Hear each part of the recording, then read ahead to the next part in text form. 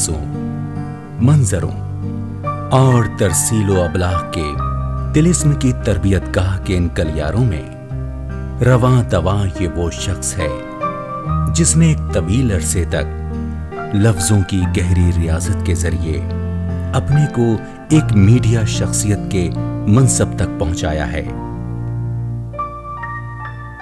خاک سے انسان، انسان میں ذہن، ذہن میں روشنی بننے کا یہ سفر پروفیسر عبید صدیقی کی تقریباً آدھی زندگی پر پھیلا ہوا ہے۔ عبید صدیقی کے ذہن و زندگی کا خمیر میرٹھ کی خاک سے اٹھا ہے، جو اردو زبان و ادب کا ایک قدیم مرکز ہے۔ اردو کے ساتھ میرٹھ کا رشتہ بہت گہرا ہے۔ غالب کے خطوط میں اردو کا ذکر ملتا ہے۔ مولوی اسماعیل میرٹھی کے نام سے میرا خیال ہے کہ ہر اردو لکھنے پڑھنے والا واقف ہے، اس لیے کہ ان کا تیار کیا ہوا جو قاعدہ تھا وہ آج بھی اردو کے بہترین قاعدوں میں سے ایک شمار کیا جاتا ہے۔ جدید ادب کی جو تاریخ ہے اس کے اندر بھی کافی اہمیت حاصل ہے میرٹھ کو، اس لیے کہ میرٹھ کالج سے بہت سارے لوگ وابستہ رہے، بہت ساری شخصیات وابستہ رہیں۔ مثال کے طور پہ عسکری صاحب، محمد حسن عسکری، انہوں نے یہاں پہ پڑھایا، اور اس زمانے میں جو لوگ یہاں تھے میرٹھ میں ان میں بڑے اہم نام ہیں۔ مثال کے طور کے اوپر انتظار حسین، اس کے علاوہ جو دوسرے لوگ تھے ان میں سلیم احمد کا نام ہے، یا جمیل جالبی یہیں تھے۔ گھر اور شہر کی فضا میں آباد شاعری کے رنگ و آہنگ دھیرے دھیرے عبید صدیقی کے دل و دماغ میں اترنے لگے۔ میرے بچپن کا زمانہ جو تھا، یہاں بہت سی ادبی محفلیں ہوتی تھی، تقریباً ہر مہینے 2-3 شعری نشستیں ملک کے شہر کے مختلف حصوں میں ہوتی تھیں، اور اس کے اندر تمام شہر کے جو شعراء تھے، بہت سارے استاد تھے، ان کے بہت سارے شاگرد تھے، وہ شریک ہوتے تھے ان شعری نشستوں میں، اور رات کے دیر گئے تک وہ نشستیں جاری رہا کرتی تھیں۔ عبید صاحب کی بات ہے، ان کا شروع سے اردو کی طرف بہت زیادہ رجحان تھا، اور اردو سے ساتھ زیادہ سے زیادہ ان کی شاعری کے اندر اور دوسرے جو معاملات تھے ان کے اندر ہی شرکت کرتے رہتے تھے۔ ہمارے یہاں کالج کے اندر ڈیبیٹ کے پروگرام ہوتے تھے، اس کے اندر حصہ لیتے تھے، جو مشاعرے ہوتے تھے ان کے اندر حصہ لیتے تھے، تو اردو کی طرف ان کا شروع سے رجحان تھا۔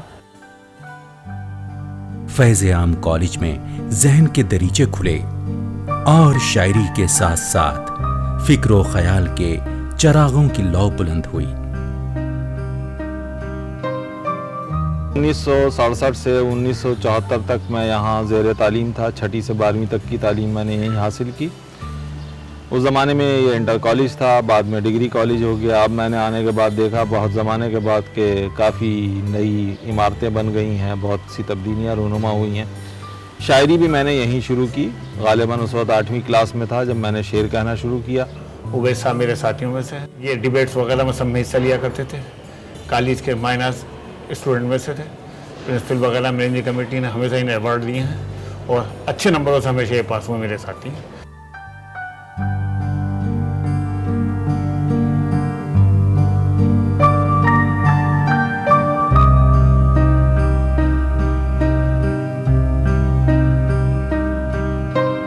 اپنے وطن کے آب و خاک اور ہواؤں سے زندگی اور ذہن کے ابتدائی جلا حاصل کرنے کے بعد عبید صدیقی کے مطلع خیال کو ایک وسیع تر افق درکار تھا۔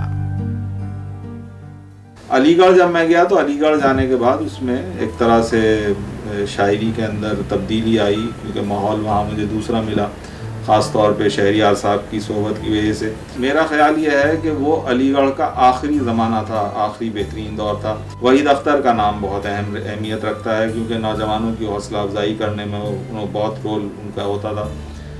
بعض دوسرے اساتذہ تھے جیسے احمد سورتی صاحب، وہ بھی نوجوانوں کی بڑی حوصلہ افزائی کرتے تھے، خود بھی نثری نظمیں کہتے تھے۔ نوجوان لوگوں میں جاوید حبیب تھے، آشفتہ چنگیزی، مہتاب حیدر نقوی، اور بہت سارے لوگ تھے۔ بعد میں جو لوگ آئے ان کے اندر مثال کے طور پہ افسانہ نگاروں میں سید محمد اشرف، غیاث الرحمان، طارق چتاری، یا اسی طرح سے شاعروں کے اندر جو تھے بہت سارے لوگ تھے، جس میں اسد بدایونی، شیف الرسول، یہ تمام لوگ۔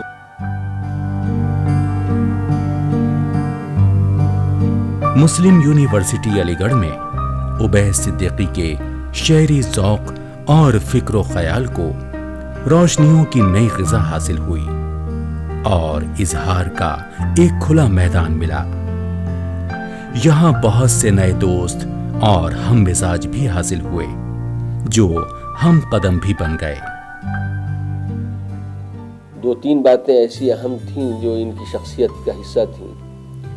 एक तो ये कि ये आइडियलिस्ट किस्म के तालिब इल्म थे, दूसरे ये है कि वो खासे एक्सट्रोवर्ट थे, तीसरे ये कि खासे जज्बाती आदमी थे। अपनी इस खूबी को आगे चल कर के इन्होंने मुस्बत अंदाज से इस्तेमाल किया और ज़िंदगी में बहुत सी कामयाबियाँ हासिल की। उर्दू शायरी और उर्दू तहज़ीब और उर्दू की पूरा जो कि अक़दार हैं उनसे बहुत वालहाना ताल्लुक़ और बहुत शदीद जज्बाती वाबस्तगी, और ये बात उनके यहाँ हमेशा से उस वक़्त बहुत नुमायाँ थी और आज भी ये चीज़ मुस्तकिल उनकी ज़िंदगी में, उनके किरदार में और उनकी पूरी शख्सियत में बहुत नुमायाँ हैसियत रखती है।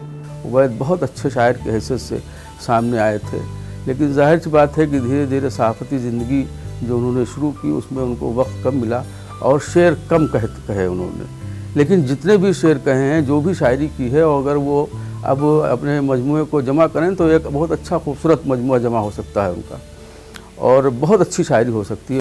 उबैद मेरे उन चंद चहीते शागिर्दों में हैं जिनसे मैं सिर्फ़ मोहब्बत करता रहा और उस मोहब्बत पे मुझे कभी कोई निदामत महसूस नहीं हुई।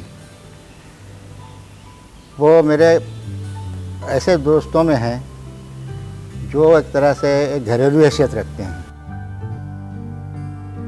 उबैद सिद्दीकी ने मुस्लिम यूनिवर्सिटी में तालीम ही हासिल नहीं की, उसके फिक्री सरचश्मों और उसके बानी के असल मकासिद का गहरा शऊर भी हासिल किया। सर सैयद एक मुसलिह का जहन लेके पैदा हुए थे, सोचने समझने वाला जहन, और दूसरी बात यह है कि वो बेहद मुखलिस इंसान थे। दिलचस्प बात यह है कि 1857 की जंग आज़ादी में नाकामी के बाद सर सैयद ने महसूस किया कि हिंदुस्तानी मुसलमान जो हैं वो तालीमी और समाजी लिहाज से बेहद पसमानदा हैं, और उन्होंने अपनी जो तहरीक थी वो शुरू की, जिसे हम सर सैयद तहरीक आज कहते हैं। अब आप तसव्वुर कीजिएगा अगर सर सैयद ने अपनी तहरीक वो शुरू न की होती तो आज क्या सूरत हाल होती। अलीगढ़ ने अपनी रोशनियों और लताफतों का एक बड़ा हिस्सा उबैद सिद्दीकी के हवाले करके उन्हें अमली जिंदगी से दो दो हाथ करने की इजाजत दे दी। लेकिन सवाल ये था कि अब करें तो क्या और जाएं तो कहां। मैं साइंस का स्टूडेंट था, शुरू में मैंने इंटरमीडिएट जो है वो साइंस से किया, उसके बाद एक साल बीएससी में रहा, मेरठ कॉलेज में दाखिला लिया बीएससी में, लेकिन फिर मैंने तय किया कि नहीं मुझे आर्ट्स में जाना है, तो चुनांचे अलीगढ़ आया। अलीगढ़ में मैंने बीए में दाखिला लिया, उसमें उर्दू मेरा एक मजमून था, उसके बाद एमए मैंने उर्दू में किया। तो उस वक्त तक यही था कि उर्दू पढ़ाएंगे क्योंकि अदब से दिलचस्पी है, लेकिन बाद में जब मैंने उर्दू शोबों की हालत वगैरह देखी तो मुझे लगा कि नहीं मेरा यहाँ गुज़र मुमकिन नहीं है, मेरे जैसा आदमी जो है वो यहाँ काम नहीं कर पाएगा। चुनांचे मैंने रेडियो की मुलाजमत इख्तियार की और रेडियो के अंदर प्रोग्राम एग्जीक्यूटिव हो गया। मेरठ की खाक अलीगढ़ के बाग़े इल्म से नूरियाब होकर कश्मीर के अर्जी बाग़े बहिश्त में जा पहुंची। रेडियो कश्मीर जो है वो बड़ा ही अहम रेडियो स्टेशन शुमार होता था अब से 20 साल पहले। वहाँ मुकामी लोग भी थे, बहुत अच्छे ब्रॉडकास्टर थे, ख़ास तौर पे ड्रामे के लिए बहुत मशहूर था रेडियो कश्मीर। कश्मीर की मिट्टी की खुशबू, आबो हवा की लताफत, चेहरों की ताजगी और तहजीबी फजा ने उनके जिस्मो जान को सरशार कर दिया। मेरे लिए एक बिल्कुल नया तजर्बा था। मैं प्लेन से गया था और कश्मीर का कल्चर बेहद रिच है। कश्मीर की जो तहजीब है, तारीख़ है, वो बहुत रिच है, बहुत पुरानी है, और जो मेरा पूरा मिजाज था उसके साथ वो एक तरह से मेल भी खाती थी। इसलिए कि कश्मीर जो है सूफियों की और संतों की सरजमीन है, اور وہ جو ایک طرح کا وہاں مزاجوں میں نرمی تھی، حالانکہ اب وہ دن جو ہیں بالکل خواب و خیال کے سے دن لگتے ہیں۔ شعر گوئی میں بھی مزہ آتا تھا، اور شعر گوئی جو تھی وہ اس نے ایک نیا رخ اختیار کیا۔ کشمیر نے ان کی شاعری کو بھی نئے لفظ، رنگ اور آہنگ دیے۔ میں نے اس زمانے میں کچھ غزلیں کہی تھیں جن کی ردیف ایک ہی زمین میں تھیں، وہ غزلیں قافیہ بدلتا تھا لیکن ردیف ایک رہتی تھی۔ بہت خاصی بڑی تعداد میں وہ غزلیں کہی تھیں، وہ چھپی بھی غزلیں میری اس میں بہت ساری۔ کروں کس طرح میں ثنائے شب، کروں کس طرح میں ثنائے شب، کہ خدا میرا ہے خدائے شب، میرے گوش و لب ہیں بچھے ہوئے، سر رہ گزارے صدائے شب۔ ان کا ایک بہت انفرادی اور بہت مخصوص رنگ ہے غزل میں، اور انہوں نے جو عام طور پہ بات کہی جاتی ہے کہ روایت اور جدت کو ہم آہنگ کر دیا ہے۔ آج کے زمانے میں جو اقدار جس طرح سے ٹوٹ پھوٹ رہی ہیں، جو بنیادی جذبے ہیں وہ جس طرح سے بکھر رہے ہیں، ان کا بہت المناک ایک احساس ان کی شاعری میں ہمیں دیکھنے کو ملتا ہے۔ سانس بوجھل ہو گئی ہے آنسوؤں میں بھیگ کر، تیز بارش میں ہوا نمناک ہوتی ہے بہت، اور اس کو سجدہ گاہ کی صورت برتنا چاہیے، اس کو سجدہ گاہ کی صورت برتنا چاہیے، یہ جو مٹی ہے بدن کی پاک ہوتی ہے بہت۔ لفظوں کے ذریعے ہواؤں کے توسط سے ساری دنیا کے لوگوں سے غائبانہ گفتگو اور انہیں باخبر کرنے کا یہ سلسلہ ایک روز کشمیر سے لندن منتقل ہو گیا۔ میں 88 میں BBC گیا تھا، لندن گیا تھا، اور 97 تک وہاں رہا۔ اور جیسا کہ آپ جانتے ہیں 20ویں صدی کے جو آخری 15-20 سال ہیں وہ بڑے تاریخ ساز ہیں تاریخ میں، انسانی تاریخ میں اندر، اس لیے کہ تمام بڑے بڑے واقعات، سیاسی نوعیت کے جو واقعات ہیں وہ اسی زمانے میں پیش آئے۔ ہمارے یہاں کئی الیکشن اس زمانے میں ہوئے جو بڑی اہمیت کے حامل ہیں، تو اس دوران میں نے وہ الیکشن بھی کور کیے جو ہندوستان پاکستان کے تھے۔ تو اس لحاظ سے اگر دیکھا جائے تو صحافی کے طور پر جو BBC کا قیام تھا میرا، اس کے دوران مجھے بہت سارے فائدے ہوئے۔ اردو نشریات کی اس دوسری مجلس میں حسب معمول پہلے عالمی خبریں ہوں گی، اس کے بعد BBC سے وابستگی نے عبید صدیقی کی آواز کو ان کا چہرہ بنا دیا، اور اس چہرے کو ایک عالمگیر شناخت اور شہرت حاصل ہوئی۔ وہ BBC میں جب تھے اردو سروس میں، عام طور پہ تصور ہے کہ اردو سروس میں زیادہ تر غلبہ جو ہے وہ پاکستانیوں کا ہوتا ہے، اور ہندوستان سے بھی کوئی اچھا براڈ کاسٹ آئے گا اور وہ وہاں اپنی جگہ بنائے گا۔ اس مت کو عبید صدیقی نے توڑا، اور بہت کامیاب براڈ کاسٹر وہ ثابت ہوئے۔ اور حالانکہ وہ اٹیچمنٹ پہ گئے تھے آل انڈیا ریڈیو سے، اور 3 سال بعد انہیں واپس آنا، لیکن BBC والوں نے انہیں اتنا پسند کیا کہ انہیں وہاں پرماننٹ ملازمت دی اور سینئر پروڈیوسر بنایا۔ لندن میں تقریباً 1 دہائی تک رہنے بسنے سے عبید صدیقی کے ذہن کو وسعت اور مزاج میں گہرائی گیرائی پیدا ہوئی۔ لندن میں جو 10 سال میں نے گزارے، میں سمجھتا ہوں کہ میری زندگی کے وہ سب سے اہم سال ہیں، اس لیے کہ مجھے وہاں رہ کر یورپ کو، مغرب کو قریب سے دیکھنے کا اور اسے سمجھنے کا موقع ملا۔ لندن میں رہ کر بھی عبید صدیقی نے اپنے ہندوستانی چہرے اور جذبے سے کوئی سمجھوتا نہیں کیا۔ میں وہاں رہا اور ایک ہندوستانی کے طور پہ رہا، اس لیے کہ مجھے اپنے ہندوستانی ہونے پہ فخر ہے، مجھے اپنے نسلی جو میرا ورثہ ہے اس کے اوپر فخر ہے، مجھے اپنے تہذیبی ورثے پہ فخر ہے، مجھے اپنی ہندوستانیت پہ فخر ہے۔ مثلا میں چاہتا تو وہاں شہریت لے سکتا تھا، میں نے نہیں لی، اس لیے نہیں لی کہ مجھے اس کے لیے ہندوستانی پاسپورٹ جو تھا وہ سرنڈر کرنا پڑتا۔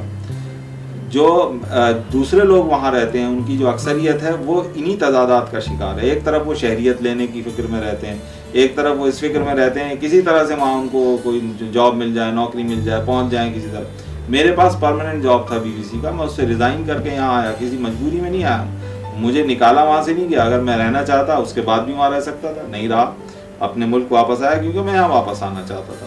اور وہاں بھی میں نے اب جو اپنی مشرقیت ہے, جو اپنی ہندوستانیت ہے, اس لیے کہ وہی تو میری پہچان تھی اور اس کو دوسرے لوگ ریسپیکٹ کرتے ہیں. میں یہ عرض کر رہا تھا کہ وہاں اکثر یہ ہوتا تھا کہ گھر کی یاد ہوتی تھی, ایک نوسٹالجیا بھی ہو جاتا ہے, آپ اتنے وطن سے دور ہوتے ہیں. تو ایسے میں جو نشستیں ہوتی تھیں اویس صدیقی کے گھر پہ, وہ اس درد کو کافی بھلانے میں مددگار ثابت ہوتی تھی. اور وہاں ساقی فاروقی مستقل طور پر ان کے ہاں ہوتے تھے, مشہور شاعر ہیں, آپ جانتے ہیں کہ لندن میں مقیم ہیں. اس کے علاوہ رضا علی عابدی ضرور ہوتے تھے, وقار رحمت ہیں, بہت پرانے براڈ کاسٹر ہیں, اور یاور عباس صاحب, یہ لوگ ان نشستوں میں شامل ہوتے تھے. اور نہ صرف یہ کہ اس میں ہندوستانی اور پاکستانی ہوتے تھے, بلکہ وہاں انگریز بھی, جو مقامی جو اردو سمجھنے والے لوگ ہیں, وہ بھی آتے تھے, چاہے ڈیوڈ پیج ہوں یا رچرڈ ہیرس ہوں. اویس صدیقی کی شعری وجدان پر تجربے کے نئے افق کھلے اور ایک نئے جہان معنی سے متعارف ہوئے. لندن کے جو زمانے کی شاعری ہے وہ بالکل الگ طرح کی ہے. لندن کے میں کچھ دیکھیے شعر مجھے یاد آ رہے ہیں تو میں سنا دیتا ہوں کہ ہوائے شام نہ جانے کہاں سے آتی ہے, ہوائے شام نہ جانے کہاں سے آتی ہے, وہاں گلاب بہت ہیں جہاں سے آتی ہے, وہاں گلاب بہت ہیں جہاں سے آتی ہے, اسی فلک سے اترتا ہے یہ اندھیرا بھی, اسی فلک سے اترتا ہے یہ اندھیرا بھی, یہ روشنی بھی اسی آسماں سے آتی ہے, یہ روشنی بھی اسی آسماں سے آتی ہے, یہ کس کا چہرہ دمکتا ہے میری آنکھوں میں, یہ کس کا چہرہ دمکتا ہے میری آنکھوں میں, یہ کس کی یاد مجھے کہکشاں سے آتی ہے, یہ کس کا چہرہ دمکتا ہے میری آنکھوں میں, یہ کس کی یاد مجھے کہکشاں سے آتی ہے. اور اس شعر کا جو خاص, اس غزل کا جو خاص شعر ہے وہ یہ ہے کہ صدائے گریا جسے ایک میں ہی سنتا ہوں, صدائے گریا جسے ایک میں ہی سنتا ہوں, ہجوم شہر تیرے درمیان سے آتی ہے. اور پھر ایک روز اویس صدیقی کو محسوس ہوا کہ شاید اب BBC میں ان کا کام اور قیام پورا ہو گیا ہے, یا شاید ان کے لاشعور نے اپنے وطن کی جانب سے آنے والی ہواؤں اور آوازوں پر لبیک کہا اور وطن واپس آ گئے اور NDTV سے وابستہ ہوئے.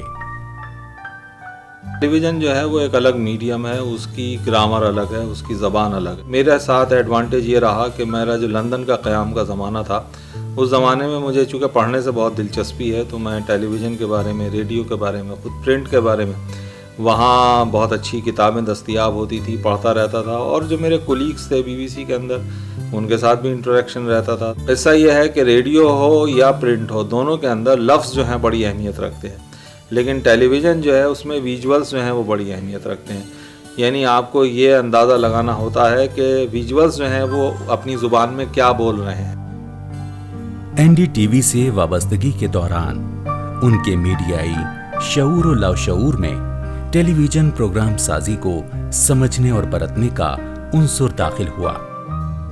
ٹیلی ویژن کا جو پروڈکشن کا پروسیس ہے وہ بہت کمپلیکیٹڈ ہے, وہ بہت ہی پیچیدہ ہے ریڈیو کی بنسبت. اچھا ریڈیو پروگرام پروڈیوس کرنے کے لیے بھی بڑی محنت کرنی پڑتی ہے.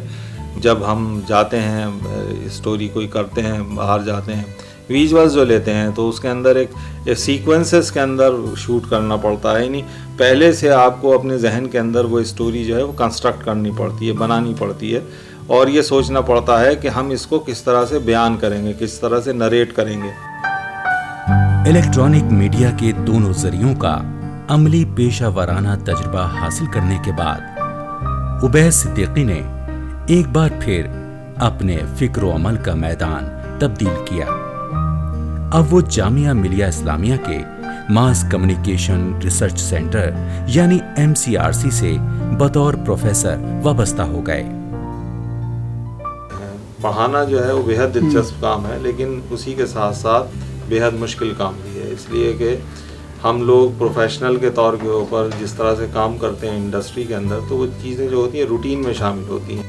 मसलन किसी ख़बर का इंतखाब हम क्यों कर रहे हैं, ये उस वक्त सोचते नहीं हैं, क्योंकि हमारी जो एक अंदर एक मैकेनिज़्म होता है ख़ास तरह का, वो बताता है कि ख़बर अगर आपने ली तो ये ख़बर जो है वो जो आपके व्यूअर्स हैं या लिसनर्स हैं उनको पसंद आएगी, उनके काम की है। लेकिन यहाँ आपको स्टूडेंट को बताना होता है कि ख़बरों का इंतखाब आप मसलन कैसे करें। तो शुरू में चंद महीने मुझे दिक्कत पेश आई, लेकिन उसके बाद जो है मैंने सीखा, पढ़ाना सीखा, और अब जो है मुझे काफ़ी दिलचस्प लगता है। उबैद सिद्दीकी के ख्यालात, साज और मुंजबित ज़हन ने MCRC को एक नई जिहत और नई असरी मानवियत देने में बड़ा नुमाया किरदार अदा किया है।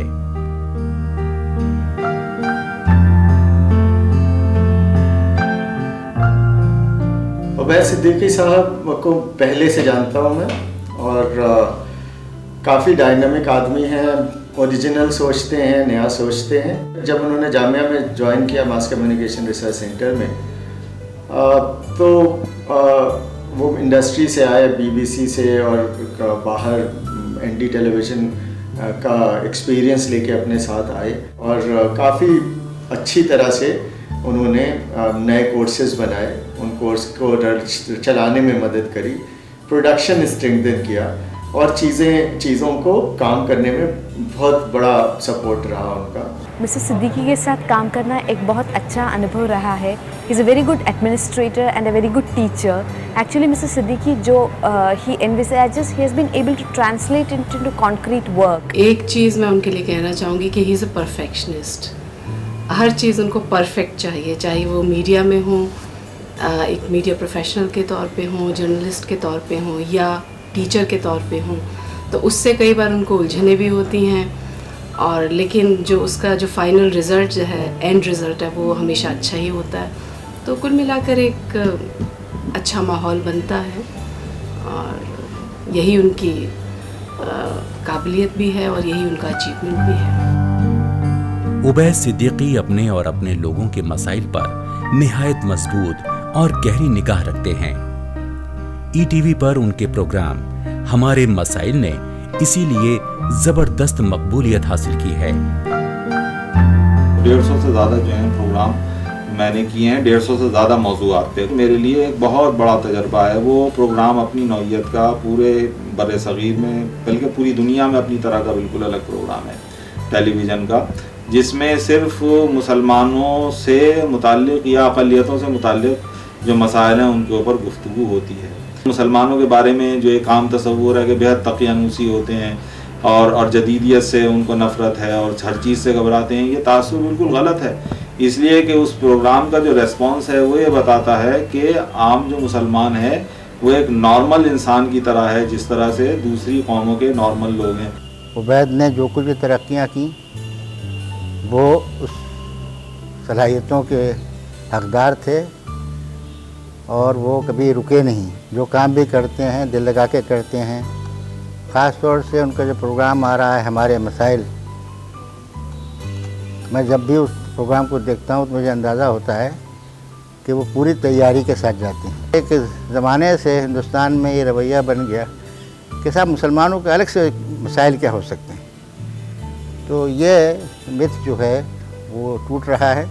मुसलमानों के अलग से मसाइल भी हो सकते हैं और वो मसाइल भी हो सकते हैं जो सारे हिंदुस्तानियों के मसाइल हैं। तो इस इंटीग्रेशन को, इस रवैयों को पैदा करने में उबैद का बहुत बड़ा हाथ है। उन्हें वक्त के बदले हुए तेवरों और दुनिया के नए लहजे और मुहावरे और अक़दार की तब्दीली पर कोई तशवीश या अंदेशा नहीं है। वो पूरी ज़हनी और जज्बाती आज़ादी और एतमाद के साथ मुस्तक़बिल का इस्तक़बाल करते हैं। मैं शाकी नहीं हूँ ये जो नई कदरें पैदा हो रही हैं, इसलिए कि वक्त बदलता है, उसके साथ जो है बहुत सारी कदरें तब्दील होती हैं। ग्लोबलाइजेशन की बात है, वो एक सैलाब है, मतलब उसको कोई आदमी रोक नहीं सकता, रेजिस्ट नहीं कर सकता। हाँ, ये ज़रूर हम कर सकते हैं कि उस सैलाब के अंदर अपने आप को अपनी एक जगह कायम करें। आज सारी दुनिया में इंसानी वहदत और इंसानों को तकसीम करने वाली ताकतों के दरमियान शदीद कशमकश जारी है। उबैद सिद्दीकी को यकीन है कि नई नस्ल बहुत जल्द नफरत और शिद्दत पसंदी को मुस्तरद कर देगी। नफरत, शिद्दत, इंतहा पसंदी, इसके खिलाफ बहुत शदीद रद्द अमल सामने आने वाला है। एक नस्ल है, पूरी नस्ल है, जो शिद्दत पसंदी में, इंतहा पसंदी में, तशद्दुद में, टेररिज्म में, वायलेंस में, नफ़रत में यकीन नहीं रखती। तो मुझे लगता है कि वो नस्ल जो है वो बड़ी शिद्दत के साथ और शायद बहुत जल्द रिएक्ट करेगी, और ऐसे तमाम लोगों के लिए इस दुनिया में कोई जगह नहीं रहेगी कि जो नफ़रत फैलाते हैं या इंतहा पसंदी में यकीन रखते हैं।